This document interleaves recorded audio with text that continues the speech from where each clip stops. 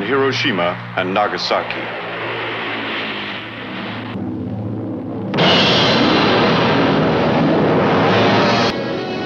A Japanese reported, suddenly a glaring light appeared in the sky. Mengapa Hiroshima dan Nagasaki? Hiroshima adalah pangkalan militer penting bagi Jepang, pusat komunikasi dan dibentengi oleh senjata anti pesawat.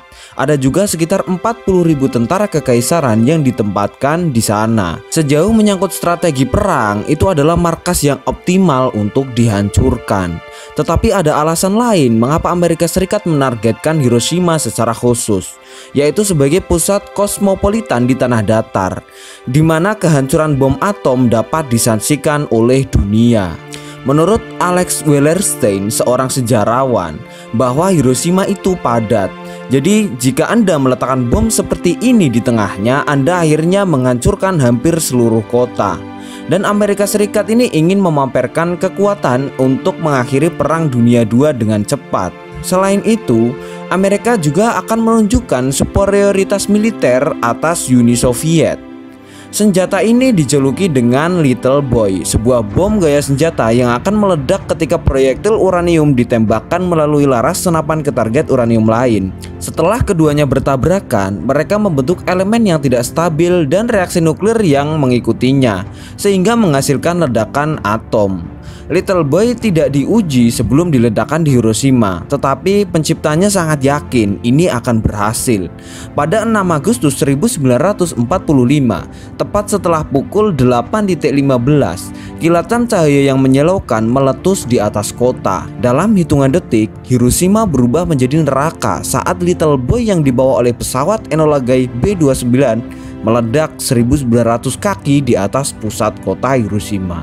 Menurut penuturan navigator dari pesawat Enola Gay, yaitu Theodore Van Kriek, dia menyaksikan sendiri bagaimana pada waktu itu melihat kota yang cerah dalam 2 menit sebelumnya. Setelah bom atom diledakkan, kota itu sudah tidak terlihat lagi. Yang terlihat hanyalah kepulan asap dan api yang merayap dari sisi pegunungan. Ketika Little Boy bertabrakan dengan Hiroshima, suhu permukaannya mencapai 10.000 derajat Fahrenheit. Hampir segala sesuatu dalam jarak 1.600 kaki dari zona ledakan bom atom itu seperti dekremasi. Menurut JCLA, apapun dan siapapun dalam jarak 1 mil akan hancur pada waktu bom atom Hiroshima diledakkan.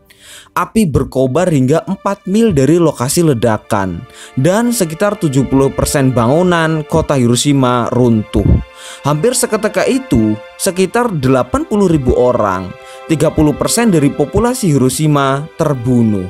Di antara mereka adalah non-pribumi, termasuk pekerja asing dan tawanan perang Amerika Serikat. Dengan dahsyatnya bom Hiroshima pada waktu itu, ditambah lagi 3 hari kemudian pada tanggal 9 Agustus 1945, nuklir kedua diledakkan. Sekitar 200.000 penduduk kota Nagasaki menjadi sasaran bom yang jauh lebih besar, Fat Man.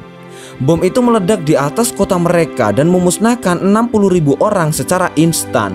Target aslinya adalah Kokura, tapi ini tertutup oleh awan pada waktu itu, sehingga bom ini dijatuhkan di dekat Nagasaki, sebuah pelabuhan penting.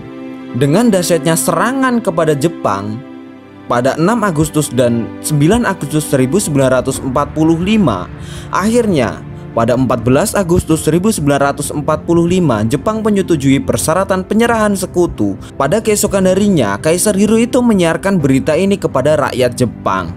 Dan ini adalah pertama kalinya suara Kaisar Hirohito terdengar di radio.